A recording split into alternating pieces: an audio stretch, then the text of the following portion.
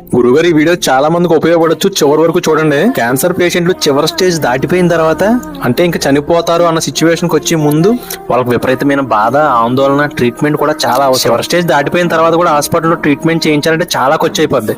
అలాంటి పేషెంట్లకు ఒక మంచి ట్రీట్మెంట్, సపోర్ట్, ప్రశాంతమైన వాతావరణం, చివరిలో చావు కూడా ప్రశాంతంగా ఉండాలి. ఇదంతా మన రాజమండ్రి దగ్గర ఉన్న కొవ్వూరు ఆశ్రయ ఫౌండేషన్ లో ఫ్రీగా చేస్తున్నారు. పల్లవి మదిరాని ఈ మేడం గారు హైదరాబాద్ లో స్పర్శ అనే సంస్థలో పనిచేసిన east Godavari, west Godavari districts నుంచి ఎక్కువ మంది పేషెంట్లు క్యాన్సర్ చివరి స్టేజ్ లో అక్కడికి వెళ్ళడం ఆవిడ గమనించారంట. అందుకని మన గోదావరి జిల్లాలో ఈ ఫౌండేషన్ కంపల్సరీ అవసరం అవుతుందని అనుకుని పల్లవి మదిరా గారు, ఆయన హస్బెండ్ విజయ్ కుమార్ మదిరా గారు ఈ ఫౌండేషన్ కొవ్వూరులో స్థాపించారు. ఈ ఫౌండేషన్ కొవ్వూరు విజయ విహార్ సెంటర్ లో స్టార్ట్ చేశారు. అప్పుడు మనం వీడియో కూడా చేసాం.